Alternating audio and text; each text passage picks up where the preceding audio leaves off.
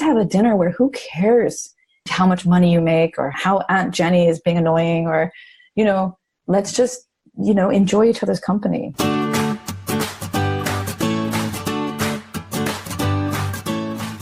Hello and welcome to the Sunshine Parenting Podcast, where each week we talk about ideas for raising kids who become thriving adults. I'm your host, Audrey Monkey.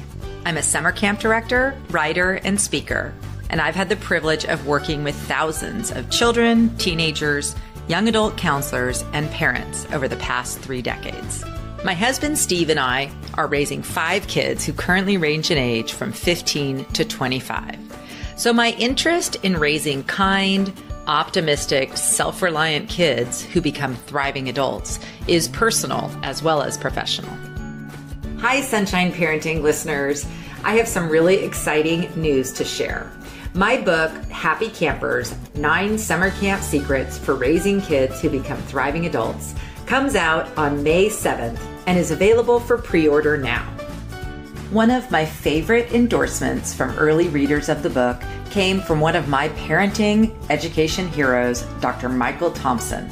He says, Happy Campers is a joyful and wise parenting book.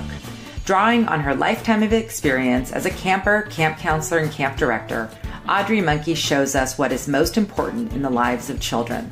She then takes the next step and teaches parents how they can recreate the magic of camp in their own homes. I have never read a more optimistic and well-grounded guide to parenting. For pre-order information about my book, visit happycampersbook.com. You'll find links to all your favorite book retailers there where you can pre-order your copy. Once you've pre-ordered, complete the pre-order form, and I'd be excited to send you some fun freebies, including the first chapter of the book in PDF form. It's called Camp Secret Number 1, Connection Comes First.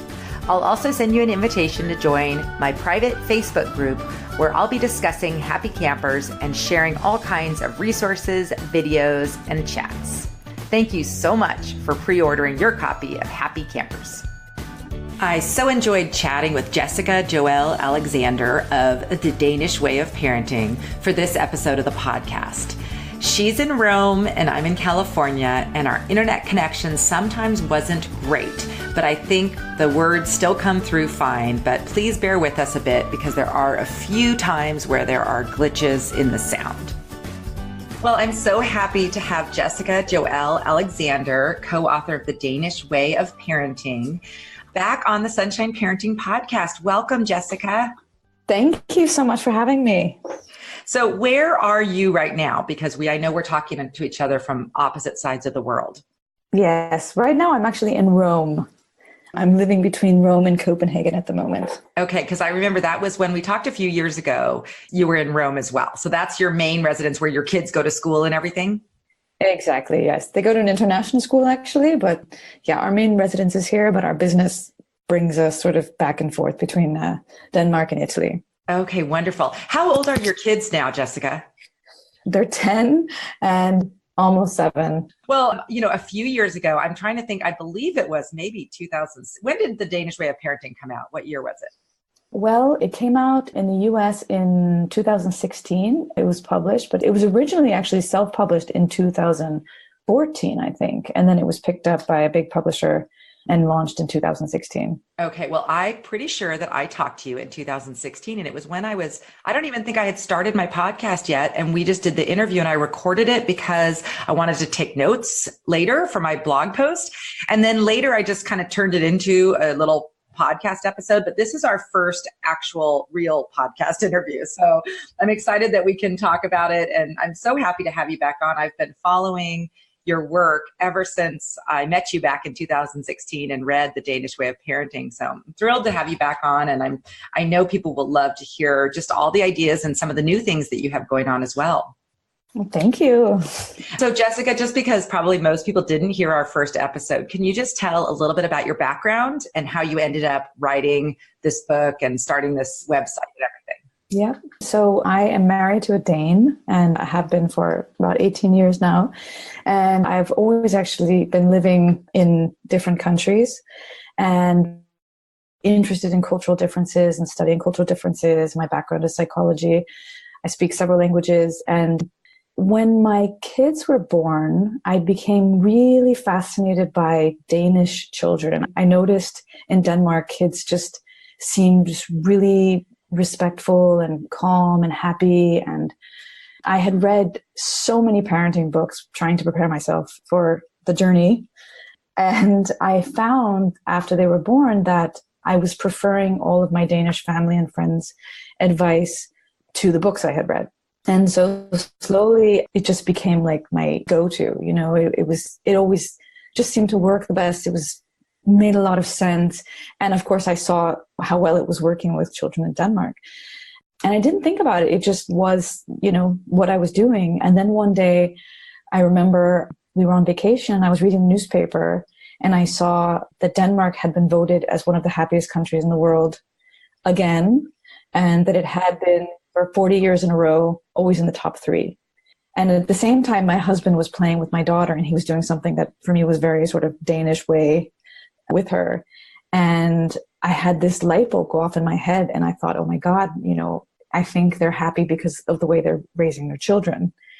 And, so happy kids become happy adults who raise happy kids. And I had seen it myself firsthand. And I didn't know this about Denmark, that it was always voted as the happiest country. So from there, it was just like, I felt I had to write this book because honestly, this style of parenting had helped me so much as a person and a parent that I was totally convinced it would help other people. Yeah. Oh my gosh. And it really does. And it's so interesting. I told you before we started recording that I had never heard the term Hyuga, which is and now it's everywhere. There's all these books about it. There's articles about it. Kind of everyone in the world knows this term. It's spelled Hygge. Mm-hmm. It looks like Hygge, but it's really, you pronounce it. So how do you pronounce it for me again? Hygge. Hygge. Okay. Hygge.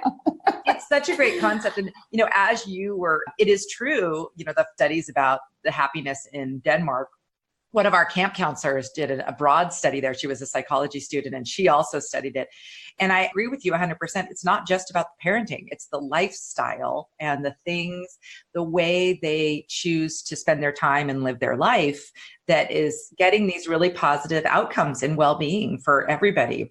So why don't we talk just about the Hyuga first, in case people aren't familiar with that term and what it means, and how in Denmark that's just such a big part of life. Yeah, it's funny. So the book it's 6 chapters based on the acronym PARENT, right? So it's play, authenticity, reframing, empathy, no ultimatums, and then togetherness and Hygge. And I, being married into the Danish culture, it's probably one of the most used words in Denmark, is Hygge. You cannot have a conversation without somebody saying something's hyggelig or Hygge. And so I was really fascinated by what it is exactly. Now, the definition that people are using is it's like a feeling of comfort, it's conviviality, it's like a welcoming intimacy.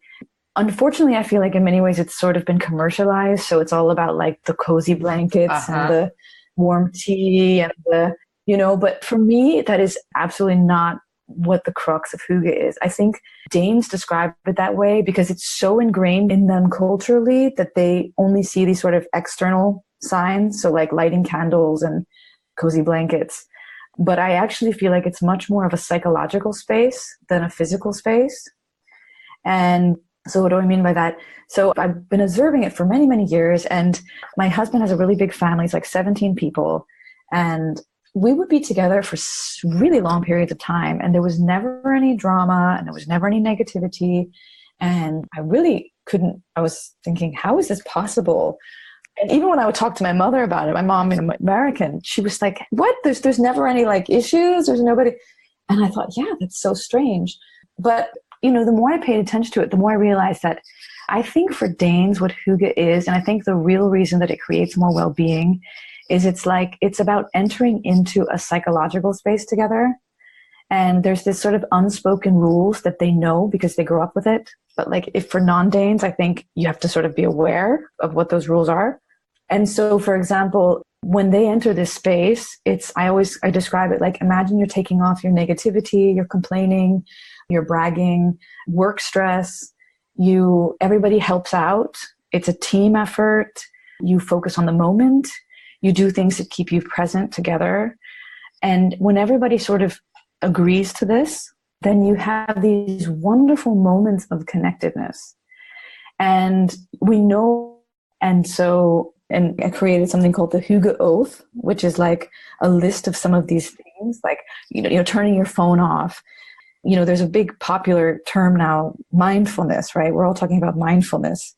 I describe Hygge as we-fulness. So it's like it's really recharging. And the biggest beneficiaries of this time together are the kids. And you really see how much they love being with their families when there's no drama and there's no negativity. And like you play games, or Danes like to sing a lot, or you talk about positive memories from your past, because this is very connecting in the moment in something positive. Yeah, so for me, Hygge is really more about the psychological space we create with the people that we love or care about, and respect these moments. And it doesn't have to be always, like it can be an hour, it can be a dinner, it can be, you kind of choose it. I mean, you can complain and, be negative many, many other times. It's not that you can never do those things. It's just that you create moments where it's about we time, not me time. And I mean, I swear this has completely changed my American family. We are so much happier that we have implemented this in our life. I mean, it's really special. So of course, candles are fantastic, and hot chocolate and cozy blankets, but like I'm from Florida originally, so we don't need to do all that to create a Hygge. Right. Yeah, I agree. All the things on Instagram are like the picture of your feet up by the fireplace with the tea, but I remember from talking to you, it wasn't about that. In your book, and I guess it's towards the end of the book, there's this whole list that's so great. It's tips for togetherness in Hygge.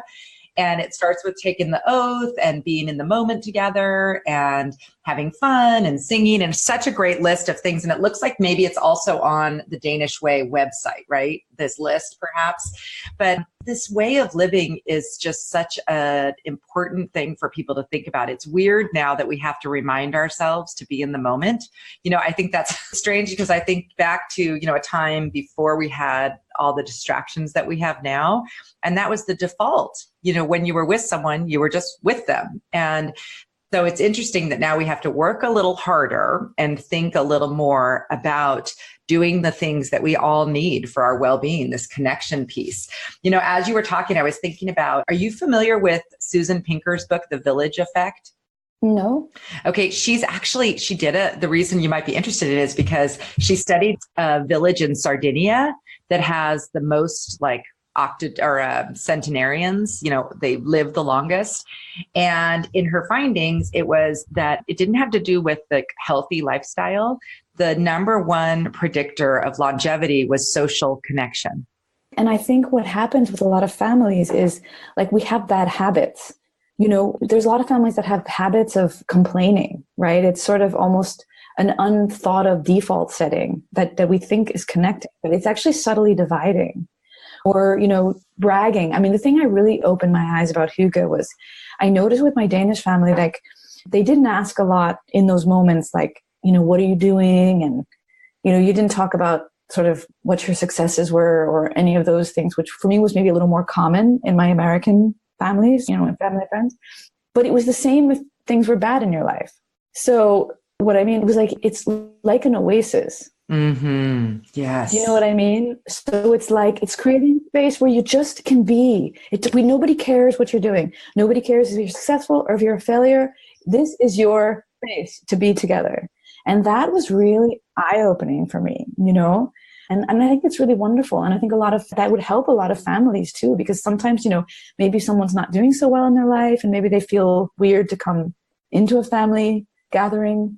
So it's, and the thing is, it's all about just a little bit of awareness.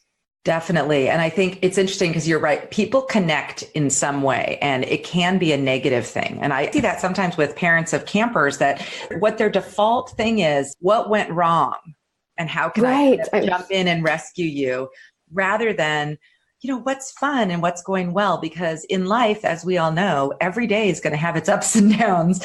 But if you spend more time thinking and focusing on the things that went well and what you're grateful for, you lift up everybody's spirits who you're around. And so that's such an important concept, is like creating that culture in your family where you are connecting and just having fun together and over positive things. And it's not always about the worst thing that's going on.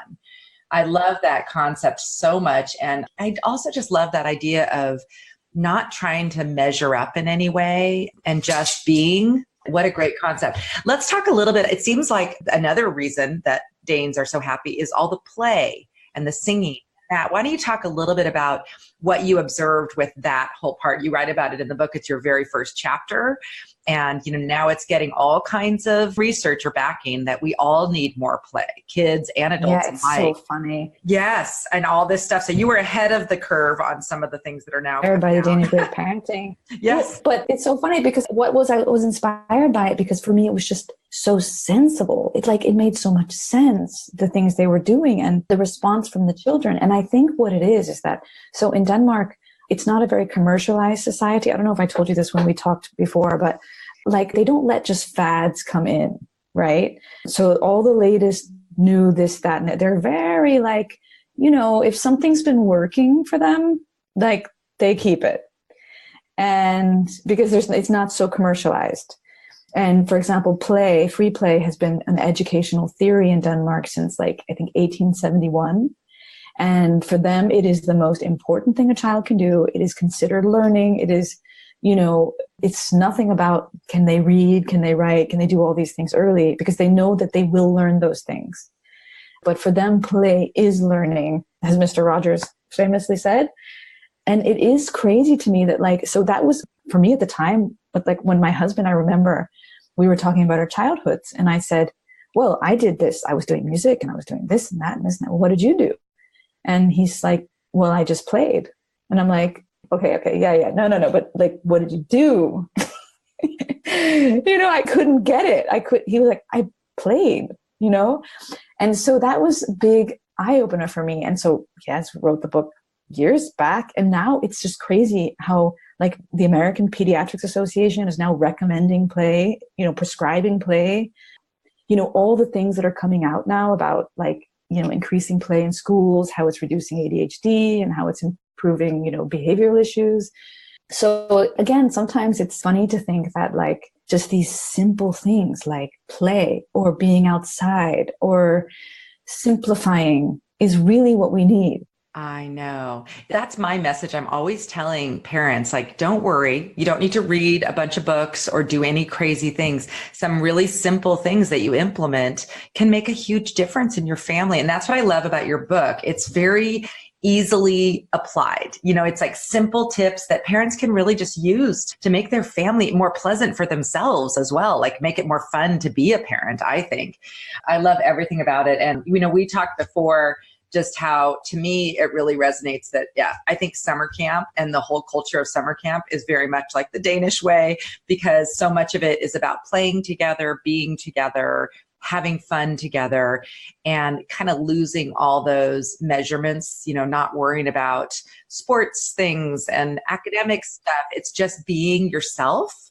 And a lot of kids will just say, they'll say, I just feel comfortable and relaxed and I can be myself. And I think this is what our kids need everywhere, at home, yes, at school.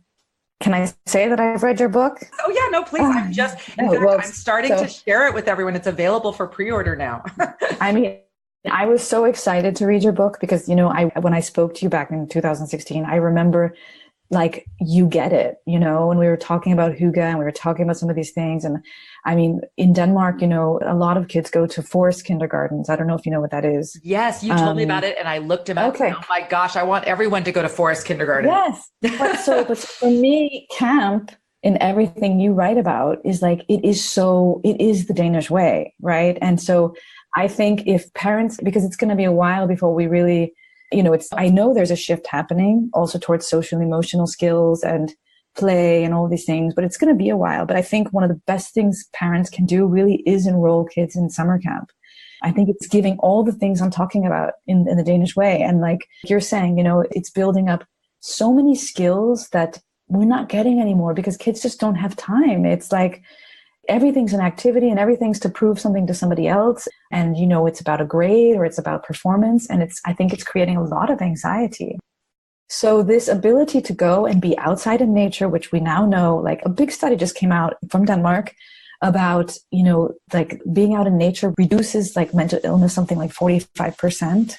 Kids that grow up in nature, and that can be anywhere, that can be parking, that can be the forest, that can be, you know, but yes, being outside, learning how to do things with their hands, you know, learning how to be with other kids. It's just, it does so much good for them. And, you know, you see it in your campers, you know, how happy they are when they go home, and parents see the difference. And yeah, I think there's a lot of crossover between Yes. That's why mentality. Yeah. That's why I loved your book so much. I was like, wait, this is all camp. This is camp. Camp is Denmark.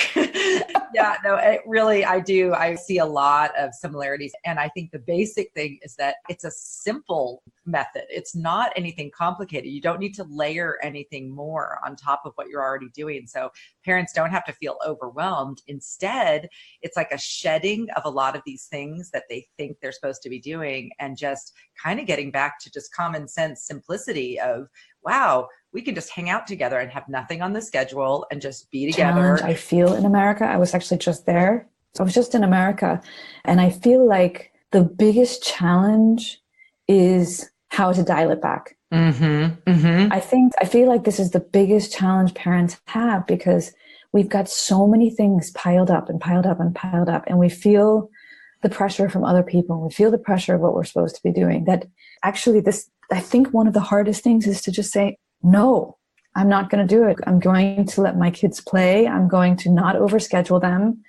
You know, I'm going to fight back on, like, if they get too much homework when they're in the younger grades. You know, I feel like that's one of the hardest things, is how to shut out all of that pressure and believe in the simplicity.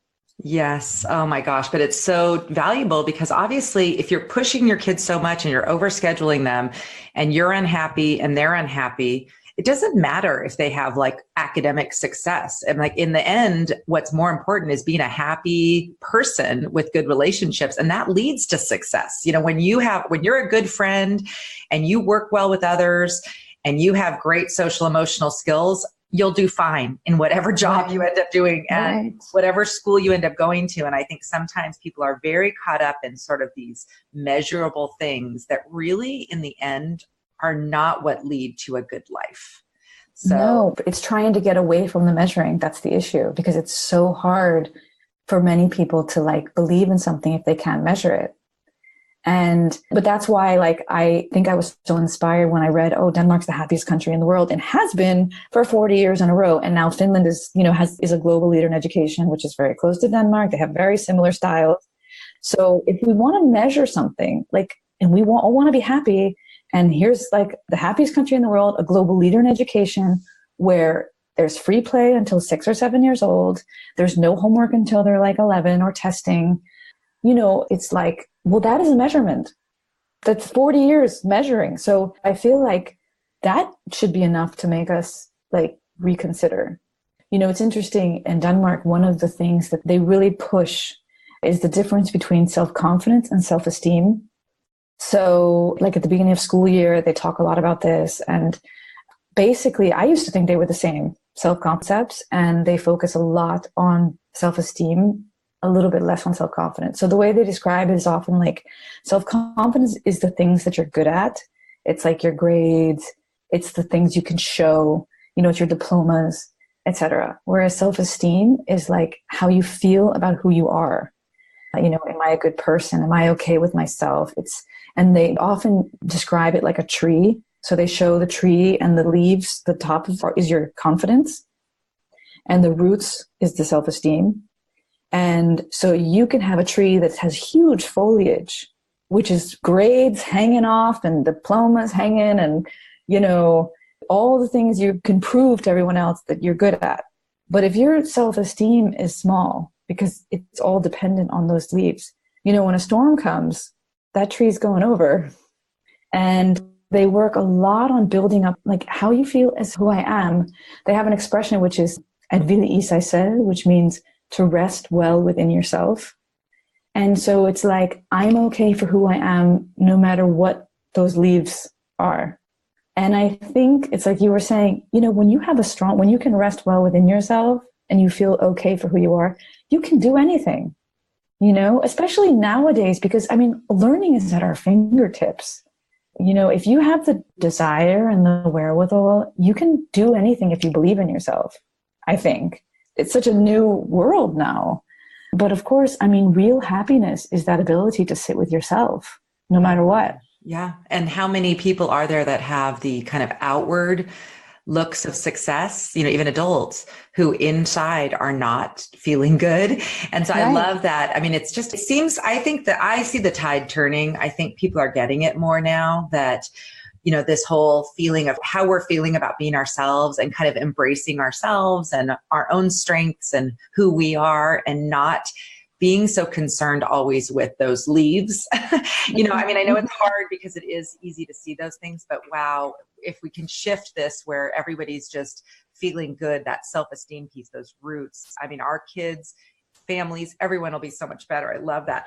Jessica, I want to just switch gears really quick. I want you to talk a little bit about I know it's coming out in a while, but I'm so excited because you've written now about the Danish Way of Parenting.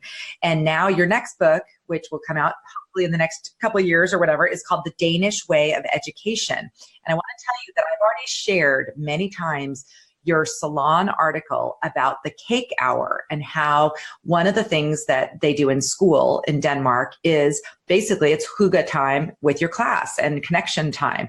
Can you just share a little bit about that? Because I know quite a few of my listeners are teachers or coaches, and I just want them to learn this idea of connection time in whatever setting where you're working with kids. Yeah. So the book is very much, it's education. It's focusing once in schools, but it's also at home, a bit like, you're talking about camp, but you're talking about what you can take home, right, from camp. And basically one of the things that they teach is, it's basically empathy, but they don't call it empathy. They call it the class hour. And essentially it's an hour for Hygge, right? So it's an hour that you dedicate to the class, right? To the class's well-being. And it's nothing to do with academics. And they can do many, many different things during this hour. They often bring a cake. Somebody bakes a cake or, brings in some kind of baked goods, right? So it's very much, again, like a bit of a team effort, like Hygge. And it's a time where they can really talk about what's going on in the class, talk about any issues they have, listen to each other. And the teacher's job is not to take sides. They're more like a facilitator. So it's very much about making sure people feel heard. That's really where the sort of empathy is coming from, right? Because empathy is all about being able to put yourself in someone else's shoes. And we don't think so much about training that, but for them, it's one of the most important things that they like to train and teach. And they'll sometimes give they do well-being surveys. So they check to see what their happiness level is and they talk about it. And, they'll do some outside activities, but it's basically all about improving something that's called fellesskab, which I'm talking about in the next book, which is basically this feeling of connectedness, of belongingness. And what they found, they did a study of 300,000 students and teachers, is that in any school, when the level of fellesskab, which is this feeling of belonging, was high, everything else was better. The students' grades, students' academic performance, motivation, happiness. So this is one of the main focuses in Danish school, is to make sure they have a good fellesskab. They feel each other and they really work on it in this class hour, Oh, love that so much. I just have to say, the first chapter of my book is connection comes first. And that is just my same philosophy, is that everything else will fall into place if you just first address this whole feeling of that people feel accepted, they feel like they belong, they feel part of the community. And so whether it's your family or camp or school, we've got to get that connection thing down first. I love that. I cannot wait for this book. I'm so excited for it. Yeah. And again, it's I've been sitting in on a lot of these class hours and I'm blown away. They're so simple. And sometimes I've seen the lesson plan and I think, okay, this is not but it's actually, they get so much out of it. I can't even believe how much the kids love it and how good they feel about it. And I actually implemented this, I called it the Hyuga hour. I've implemented it in a couple of other schools, in the international school and a couple of other schools. And it's the same thing. The kids get so excited about it. They look so forward to it every week. it becomes such a highlight, and it just improves everything in the class. So it's funny, again, something so simple, just to dedicate an hour to the class, and how they feel together, and just talking together and like listening to each other. And, and sometimes they have these sort of talking points where the teacher can prep them for certain situations. But overall, like I said, it's really about learning to listen to each other and respect each other and hear how the other people feel. Because a lot of times, what surprised me was when these kids started talking about their experiences, like on the playground, or why someone felt sad or why someone didn't play, the other kids were really like, they had no idea that they felt that way. It was like really enlightening for them to really understand that, oh, that's why she didn't play. She felt sad, Yeah, it's really a great concept. I mean, I hope many schools will adopt it. Oh, me too. It would be so helpful, because I think just that feeling, if we can raise people who can listen and empathize and see what's going on with other people, the world will just be such a better place. So let's get the whole world to be the Danish/summer camp way, right? Yes, I love it. Let's collaborate. This is like the movement. Yes, we'll take over and change everything. So Jessica, this has been so much fun having you on again. I'm going to put links to everything that you have out there in the world, your Instagram, your websites, and then people, if they want to hear about the book, The Danish Way of Education, is the best thing for them to sign up for your email list? Yeah, if you go to jessicajoellealexander.com, you can find a lot of these articles we've talked about, and I will be sending out information as it comes out. I also have an Instagram account, so Jessica Joelle _ that also has a lot about the Danish Way. Yeah, and as soon as I know the launch date, I will be announcing it, letting you know, and hopefully we'll do another podcast episode for sure. Spread more Hygge and fællesskab and all these unpronounceable words. Yeah. I love it. Jessica, this has been so awesome. Thank you so much for being on today. Thank you so much for having me.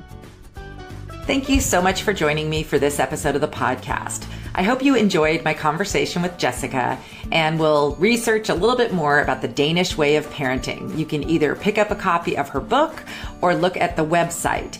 And links to all of this information will be in the show notes for this episode, which is episode 78. You can find it by going to my website at sunshine-parenting.com and searching for episode 78. I really enjoyed reading the book, The Danish Way of Parenting, and it's such an easy, quick read. In my version, it's only 103 pages and shares some great insights and simple ways that we can all incorporate more of the Danish way. It ends with these words. We believe that together, parents and teachers can support each other in promoting the Danish way to raise happier, more resilient kids. We all need support. By building a community together with the goal of practicing these tenets, we can cultivate some of the happiest people in the world in our own backyards. We hope you'll get on board and help us make it happen. This podcast is a proud member of Parents on Demand, a network of high-quality shows for families just like yours. Download our free network app on Apple and Android and listen to your favorite episodes on the go.